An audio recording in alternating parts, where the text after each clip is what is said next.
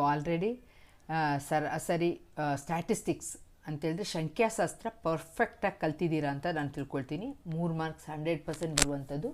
ಒಂದು ಮೇಯ್ನಾಗಿ ಯಾವುದಾದ್ರೂ ಎರಡನ್ನು ಪರ್ಫೆಕ್ಟಾಗಿ ಕಲ್ತಿರಿ. ಒಂದು ಮೀನು, ಒಂದು ಮೋಡು, ಒಂದು ಮೀಡಿಯನ್, ಆದರೆ ಎರಡನ್ನು ಕಲ್ತಿರ್ಬೇಕು. ಇದು 3ರಲ್ಲಿ ಯಾವುದಾದ್ರೂ ಒಂದು ಬರೆದ್ರೆ ಸಾಕು ಅಂತ ಹೇಳಿದ್ರೆ ಮೀನ್ ಮತ್ತು ಮೋಡನ್ನು ಪರ್ಫೆಕ್ಟಾಗಿ ಕಲೀರಿ ಮಕ್ಕಳೇ. ನಿಮಗೆ ಮೀನ್ ಮೋಡ್ ಸರಿಯಾಗಿ ಕಲ್ತ್ಕೊಂಡಿದ್ರೆ ನೀವು ಆ 3 ಮಾರ್ಕ್ಸನ್ನು ಕರೆಕ್ಟಾಗಿ ಸ್ಕೋರ್ ಮಾಡ್ಬೋದು ಅಂತ. ಇಲ್ಲಿ the most repeated score in the given data is, ಹೆಚ್ಚು ಬಾರಿ ಪುನರಾವರ್ತಿತವಾದಂತಹ ದತ್ತಾಂಶ ಯಾವುದಾ ಜಾಸ್ತಿ ಸಲ ರಿಪೀಟ್ ಆಗಿದೆಯೋ ಅದನ್ನು ಏನಂತ ಹೇಳ್ತೀವಿ? ಮೋಡ್ ಅಂತ ಹೇಳ್ತೀವಿ. ಅಥವಾ ಬಹುಲಕ, ಕನ್ನಡದಲ್ಲಿ ಹೆಚ್ಚು ಬಾರಿ ಪುನರಾವರ್ತನೆ ಆಗಿರೋದನ್ನು ಏನಂತ ಹೇಳ್ತೀವಿ? ಬಹುಲಕ. ಅದಕ್ಕೆ ಈಗ ಒನ್ ವರ್ಡ್ ಆನ್ಸರ್ ಇದು ಬೇಕಾದರೂ ಕೇಳ್ಬೋದು. 1 2 2 3 4 5 6 6 6 ಇದರಲ್ಲಿ ಯಾವುದು ಬಹುಲಕ, ಯಾವುದು ಮೋಡ್ ಅಂತ ಕೇಳಿದ್ರೆ ಏನಂತ ಬರೀತೀರ ನೀವು? 6 ಮೋಡ್ ಅಂತ. ಯಾವುದು ಜಾಸ್ತಿ ಸಲ ರಿಪೀಟ್ ಆಗಿರೋದು? 6 ಅಲ್ವಾ? 6 ಜಾಸ್ತಿ ಸಲ ಪುನರಾವರ್ತನೆ ಆಗಿರೋದು. ಆಗ ಇದರ ಬಹುಲಕ ಬರೀರಿ ಅಥವಾ ರೂಢಿ ಬೆಲೆ ಬರೀರಿ ಅಂತ ಕೇಳಿದ್ರೆ, ಬಹುಲಕ ಅಥವಾ ರೂಢಿ ಬೆಲೆ ಅಂತ ಕೇಳಿದ್ರೆ ಕನ್ನಡದಲ್ಲಿ ಯಾವುದು ಜಾಸ್ತಿ ಸಲ ರಿಪೀಟ್ ಆಗಿದೆ ಅದನ್ನು ಬರೀತೀರ. ಒನ್ ವರ್ಡ್ ಆನ್ಸರ್ ಇದು ಬೇಕಾದರೂ ಕೇಳ್ಬೋದು. ಓಕೆನಾ?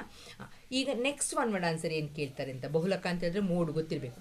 ಅದೇ ಒಂದು ವೇಳೆ ಮೀಡಿಯನ್ ಫೈಂಡ್ ಔಟ್ ಮಾಡಿ ಅಂತ ಹೇಳ್ಬಿಟ್ಟು ನಂಬರ್ಸ್ ಕೊಟ್ಟರು ಅಂತ ಹೇಳಿದ್ರೆ, ಈಗ 1 2 3 ಮೀಡಿಯನ್ ಅಂತ ಹೇಳಿದ್ರೆ ಮಧ್ಯಾಂಕ ಕಂಡಿಡೀರಿ ಅಂತ ಪ್ರಶ್ನೆ ಬಂದರೆ ಮಕ್ಕಳೇ, ಆಗ ನೀವೇನು ಮಾಡಬೇಕಂತ ಹೇಳಿದ್ರೆ ಯಾವುದೇ ನಂಬರು 9 6 8 ಹೀಗೆ ಕೊಟ್ಟಿದ್ರೆ ಫಸ್ಟ್ ನೀವು ಯಾವಾಗಲೂ ಚಿಕ್ಕದರಿಂದ ದೊಡ್ಡ ನಂಬರ್ ಬರ್ಕೊಳ್ಬೇಕು. 1 2 3, ಆಮೇಲೆ ಯಾವ್ದು ಕೊಟ್ಟಿರೋದು 6, ಆಮೇಲೆ 8, ಆಮೇಲೆ 9. ಏನು ಕೇಳ್ತಾರೆ ಇಲ್ಲಿ?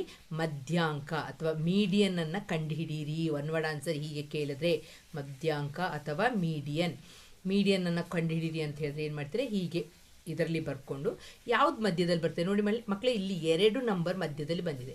ಆಗ ನೀವೇನು ಮಾಡ್ತೀರಾ? 3 + 6/2 ಮಾಡ್ತೀರಾ. 3 + 6 ಎಷ್ಟಾಯಿತು? 9. 9/2 ಅಂತ ಹೇಳಿದ್ರೆ ಎಷ್ಟಾಗುತ್ತೆ? 4.5 ಆಗುತ್ತೆ. ಅರ್ಥ ಆಯ್ತಲ್ವಾ? ಒನ್ ವರ್ಡ್ ಆನ್ಸರ್ ಕೇಳೋಕ್ಕೆ ಸಾಧ್ಯತೆ ಇರುವಂಥ ಒನ್ ವರ್ಡ್ ಆನ್ಸರ್ ಯಾವುದರಲ್ಲಿ? ಸಂಖ್ಯಾಶಾಸ್ತ್ರ ಸ್ಟ್ಯಾಟಿಸ್ಟಿಕ್ಸಲ್ಲಿ ಏನೆಲ್ಲ ಕೇಳ್ಬೋದು ಅದನ್ನು ಹೇಳ್ತೀನಿ ಈ ಲೆಸಲ್ಲಿ. ನೆಕ್ಸ್ಟ್ ಮಧ್ಯಾಂಕ ಈ ರೀತಿ ಕೇಳ್ಬೋದು. ಒಂದು ವೇಳೆ ಮಧ್ಯಾಂಕ ಇದು ಇಲ್ಲ ಅಂತ ತಿಳ್ಕೊಳ್ಳಿ, ಈಗ 6 ಇಲ್ಲ ಅಂತ ತಿಳ್ಕೊಳ್ಳಿ.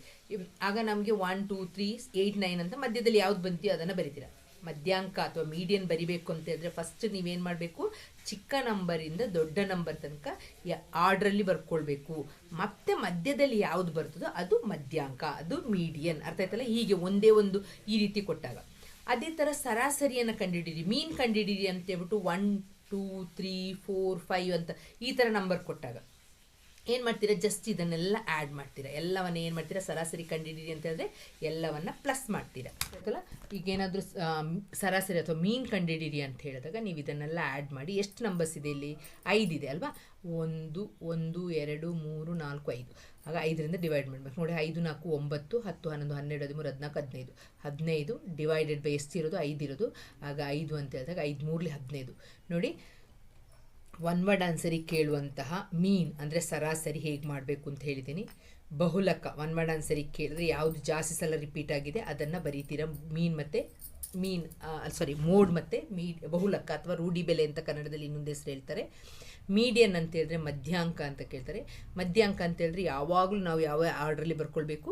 ಇನ್ಕ್ರೀಸಿಂಗ್ ಆರ್ಡ್ರಲ್ಲಿ ಬರ್ಕೋಬೇಕಾದ್ರೆ ಚಿಕ್ಕದ್ರಿಂದ ದೊಡ್ಡ ತನಕ ಬರ್ಕೊಂಡು ಅದರಲ್ಲಿ ಮಧ್ಯೆ ಯಾವುದು ಬರ್ತೋ ಅದನ್ನು ಮಧ್ಯಾಂಕ ಅಥವಾ ಮೀಡಿಯನ್ ಅಂತ ಹೇಳ್ತೀವಿ.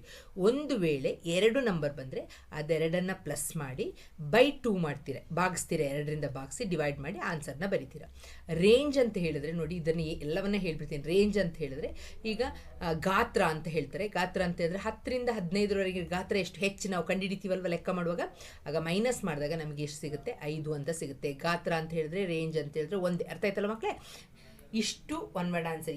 ಇದರಲ್ಲಿ ಏನು ಕೇಳಿದ್ರು ಮಾಡ್ಲಿಕ್ಕೆ ಗೊತ್ತಿರಬೇಕು ನಿಮಗೆ. Next question, the mean of the data is ಅಂದರೆ ಇಲ್ಲಿ ಸರಾಸರಿಯನ್ನು ಕೊಟ್ಟಿದ್ದಾರೆ ಮಕ್ಕಳೇ. ಇಲ್ಲಿ ಏನು ಕೊಟ್ಟಿದ್ದಾರೆ? ಸರಾಸರಿ ಕೊಟ್ಟಿದ್ದಾರೆ ನೋಡಿ. ಇದನ್ನು ಸ್ವಲ್ಪ ಗಮನ ಇಟ್ಟು ನೋಡಿ. ಇದೇ ಥರದ್ದು ಬೇರೆ ಬೇಕಾದರೂ ಕೇಳ್ಬೋದು. ಸರಾಸರಿ ಕೊಟ್ಟಿದ್ದಾರೆ. ಎಷ್ಟೊಂದು ಕೊಟ್ಟಿದ್ದಾರೆ? 7.5. ಇದು FI/XI. ಓಕೆ, ಸಿಗ್ಮಾ FI/XI ಇಷ್ಟು ಕೊಟ್ಟಿದ್ದಾರೆ. ಇಲ್ಲಿ ಸಿಗ್ಮಾ FI 30 ಅಂತ ಕೊಟ್ಟಿದ್ದಾರೆ. ನಿಮ್ಗೇನು ಗೊತ್ತಿದೆ? ಕೆ ಬೆಲೆಯನ್ನು ಕಂಡುಹಿಡಿಯಿರಿ. ಅರ್ಥ ಆಯ್ತಲ್ವಾ? ಸರಾಸರಿಯನ್ನು ಕೊಟ್ಟು FI/XI ಅನ್ನು ಕೊಟ್ಟು ಸಿಗ್ಮಾ FI ಅನ್ನು ಕೊಟ್ಟು ಏನನ್ನು ಕಂಡುಹಿಡಿಯಿರಿ ಅಂತ ಕೇಳಿದ್ರೆ ಕೆ ಬೆಲೆಯನ್ನು. ನಿಮಗೆ ಗೊತ್ತಿದೆ ಸರಾಸರಿ ಫಾರ್ಮುಲಾ ಗೊತ್ತಿದೆ. ಮೀನ್ ಅಂತ ಹೇಳಿದ್ರೆ ಏನಂತ ಗೊತ್ತಿದೆ? Sigma FI X I by sigma f I. ಏನು ಕನ್ಫ್ಯೂಸ್ ಆಗೋದು ಬೇಡ ಮಕ್ಕಳೇ, ಫಾರ್ಮುಲಾ ಗೊತ್ತಿದೆಯಾ, ಧೈರ್ಯವಾಗಿ ಹೋಗಿ. ಈಗ ಎಕ್ಸ್ ಬಾರ್ ಅಂತ ಹೇಳಿದ್ರೆ ಆನ್ಸರ್ ಕೊಟ್ಟಿದ್ದಾರೆ, ಏನು ಕೊಟ್ಟಿದ್ದಾರೆ, ಮೀನು ಎಷ್ಟು ಕೊಟ್ಟಿದ್ದಾರೆ 7.5, ಅದನ್ನು ಅಲ್ಲಿ ಬರ್ಕೊಳ್ಳಿ 7.5 equal to sigma f i x i ಕೊಟ್ಟಿದ್ದಾರೆ, ಎಷ್ಟು ಕೊಟ್ಟಿದ್ದಾರೆ 120 + 3k ಅಂತ ಕೊಟ್ಟಿದ್ದಾರೆ. ಬರೀರಿ ಅದನ್ನೇ 120 + 3k by sigma f I ಕೊಟ್ಟಿದ್ದಾರೆ, ಎಷ್ಟು ಕೊಟ್ಟಿದ್ದಾರೆ ಸಿಗ್ಮಾ ಎಫ್ ಐ 30 ಕೊಟ್ಟಿದ್ದಾರೆ. ಇದನ್ನು ಹೀಗೆ ಬರೀರಿ. ಈಗ ಏನು ಮಾಡಬೇಕು, ನಾವು ಕೆ ಕಂಡುಹಿಡಿಬೇಕಲ್ವಾ, ಇದನ್ನು ಮತ್ತು ಇದನ್ನು ಏನು ಮಾಡಬೇಕು, ಕ್ರಾಸ್ ಮಲ್ಟಿಪ್ಲಿಕೇಶನ್ ಅಡ್ಡ ಗುಣಾಕಾರ ಮಾಡಬೇಕು.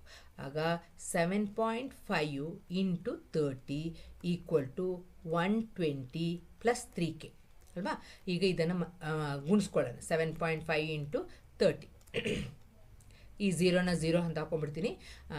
3 5 3 5 15, 1 3 7 21, 1 22. ಓಕೆ, ಎಷ್ಟು ನಂಬರ್ ಆದಮೇಲೆ ಪಾಯಿಂಟ್ ಹಾಕಬೇಕು 1. ಆಗ ಇಲ್ಲಿ ಆಗ ಆನ್ಸರ್ ಎಷ್ಟು ಬಂತು ನನಗೆ 225 ಬಂತು. 225 ಇದನ್ನು ಈಚೆ ತಂದಾಗ ಏನಾಗುತ್ತೆ -120 ಈಕ್ವಲ್ ಟು ಎಷ್ಟಾಗುತ್ತೆ 3k ಆಗುತ್ತೆ.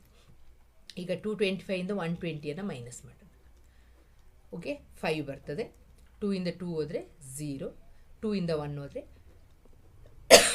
ಆಗ 105 equal to 3k. K equal to ನೀವು ಕೆಳಗೆ ಬರ್ಕೊಂಡು ಹೋಗಿ, ನಾನು ಇಲ್ಲಿ ಬರಿತಿರ್ತೀನಿ. K equal to 105/3. ಈ 3ಯನ್ನು ಕೆಳಗೆ ಹಾಕ್ತೀವಿ. ಅರ್ಥ 3 ಎಷ್ಟು 3 3 9 ಅಲ್ವಾ. 3 3 9 3 3 9 ಎಷ್ಟು ಉಳ್ಕೊಳ್ತೀವಿ, ಒಂದು ಸಣ್ಣದಾಗಿ ಬರ್ಕೊಳ್ಳಿ, ನಿಮಗೆ ಮಾತ್ರ ಅರ್ಥ ಆಗಬೇಕು. ಎಷ್ಟಾಯ್ತು ಇಲ್ಲಿ 15 ಆಯಿತು. 3 ಎಷ್ಟಲಿ 3 5 15. ಆಗ ಕೆ ವ್ಯಾಲ್ಯೂ ಎಷ್ಟಾಯಿತು ಮಕ್ಕಳೇ 35 ಆಯಿತು. ಮಕ್ಕಳೇ ಫಾರ್ಮುಲಾ ನಿಮಗೆ ಗೊತ್ತಿದೆ, ಏನು ಹೆದರ್ಕೊಳ್ಳೋದಿಲ್ಲ, ಜಸ್ಟ್ ಅದನ್ನು ಹಾಕೋದು. ಅರ್ಥ ಆಯ್ತಲ್ಲ. ಈ ರೀತಿಯ ಕ್ವಶನ್ LBA ಕ್ವಶನಲ್ಲಿ ಕೇಳಿದರೆ, ಸೊ ಇದನ್ನು ನೀವು ರೆಡಿ ಆಗಬೇಕು. ಹೇಗೆ ಕೊಟ್ಟರು ನಾನು ಬರಿತೀನಿ.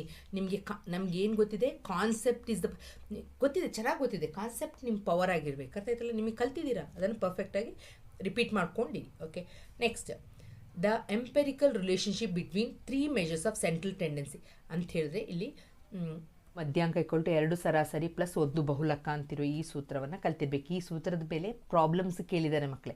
ನೋಡಿ ಅದನ್ನು ಪ್ರಾಬ್ಲಮ್ಸ್ ನೆಕ್ಸ್ಟ್ ಇದರಲ್ಲಿ ನೋಡೋಣ. ಈಗ ನೋಡಿ, the mean and mode of the given set of ಏನು ಕೊಟ್ಟಿದ್ದಾರೆ, ಸರಾಸರಿ ಕೊಟ್ಟಿದ್ದಾರೆ. ಈಗ ನಮಗೆ ಫಾರ್ಮುಲಾ ಏನು ಗೊತ್ತಿದೆ, 3 ಮಧ್ಯಾಂಕ ಅಲ್ವಾ, ಆ ಫಾರ್ಮುಲಾನ ಬರ್ಕೊಳ್ಬೇಕು. 3 ಮೀಡಿಯನ್ ಸರಾಸರಿ ಮೀನ್ ಕೊಟ್ಟಿದ್ದಾರೆ. ಆಗ 2 ಫಾರ್ಮುಲಾದಲ್ಲಿರೋದು ಇಂಟು 7.5. ಓಕೆನಾ, 7.5 ಪ್ಲಸ್ ಬಹುಲಕವನ್ನು 6 ಅಂತ ಕೊಟ್ಟಿದ್ದಾರೆ. 7.5 × 2 ಮಾಡಿ, 7.5 × 2. ಓಕೆ, 2 5 10, 1 2 7 14, 1 15. ಇಲ್ಲಿ ಒಂದು ನಂಬರ್ ಆದಮೇಲೆ ಪಾಯಿಂಟ್ ಹಾಕ್ತೀನಿ. ಆಗ ಎಷ್ಟಾಯಿತು 15 ಆಯಿತು. ಆಗ 15 + 6 ಎಷ್ಟಾಗುತ್ತೆ 21 ಆಗುತ್ತೆ. ಇಲ್ಲಿ 3 ಮೀಡಿಯನ್ ಈಕ್ವಲ್ ಟು, ಬರೀ ಅವ್ರು ಕೇಳಿರೋದು ಮೀಡಿಯನ್ ಎಷ್ಟು ಅಂತ. ಆಗ ನಾವು ಮಧ್ಯಾಂಕ ಅಥವಾ median equal two divided by 3 ಮಾಡಬೇಕು. ಎಷ್ಟಾಗುತ್ತೆ 3 7 3 7 21. ಆಗ ಮಧ್ಯಾಂಕ ಅಥವಾ ಮೀಡಿಯನ್ ಎಷ್ಟಾಯಿತು,